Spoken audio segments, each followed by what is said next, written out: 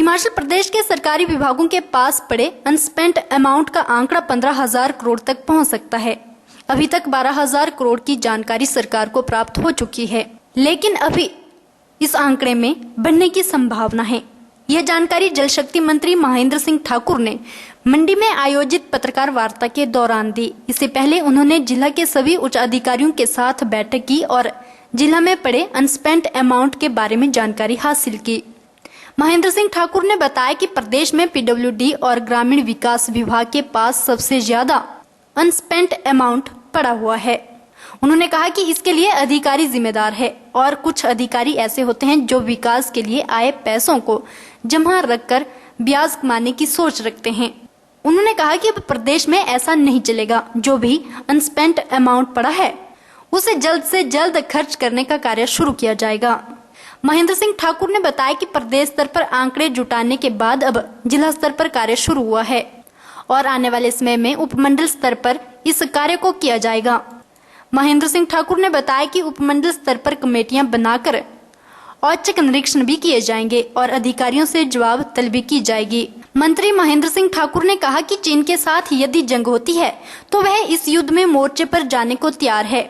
चीन के साथ चल रहे तनाव व खूनी संघर्ष के सवाल पर उन्होंने कहा कि वह पूर्व सैनिक हैं। उन्होंने कहा कि वे 1969 में सेना में भर्ती हुए थे।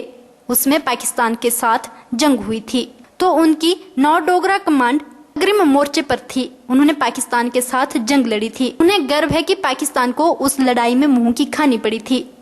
अब उनकी उम्र 71 साल हो गई है, मगर वह इस उम्र में भी देश के पहले मंत्री होंगे जो युद्ध मोर्चे पर जाना चाहेंगे। जल शक्ति मंत्रालय संभाल रहे महेंद्र सिंह ने कहा कि मैं दूसरी लड़ाई लड़ना चाहूंगा और एक पूर्व सैनिक के रूप में मोर्चे पर जाने को तैयार हूं। फिर से रणभूमि में जाना चाहता हूं।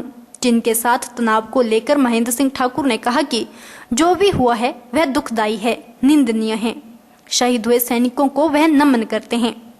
उन्हें देश के सैनिकों पर गर्व है। उन्होंने कहा कि दुनिया में भारतीय सेना सबसे श्रेष्ठ है। किसी भी देश की सेना इतनी सक्षम नहीं है। सेना ने अपनी सीमा में रहकर काम किया है, मगर चीन ने जो किया वह निंदनीय है। उन्होंने कहा कि प्रधानमंत्री, रक्षा मंत्री, विदेश मंत्री और गृह मंत्री ने इसे गंभीरता से लिया है, भारत के रुख को स्पष्ट भी कर दिया है।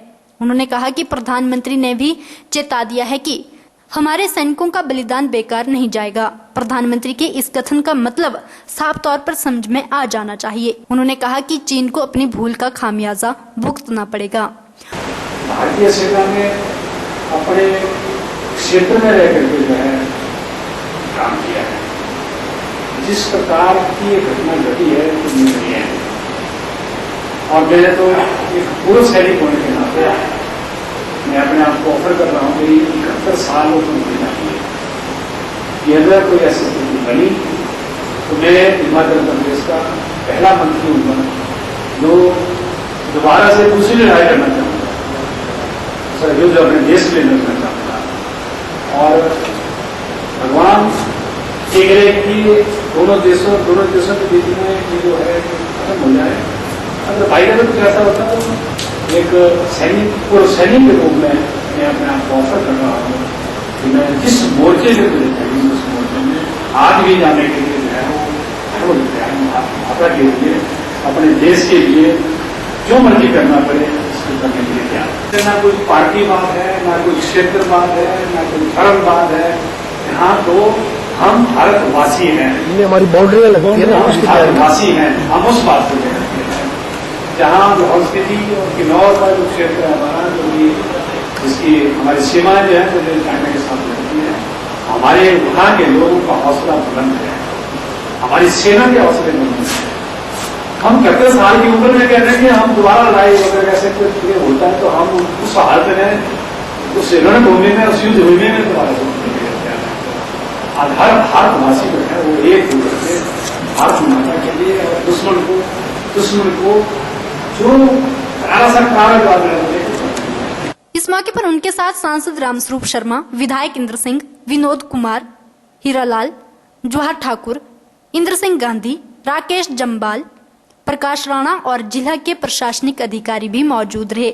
ओरिएंटल टाइम्स के लिए मंडी से आदर्श यादव के साथ ब्यूरो रिपोर्ट।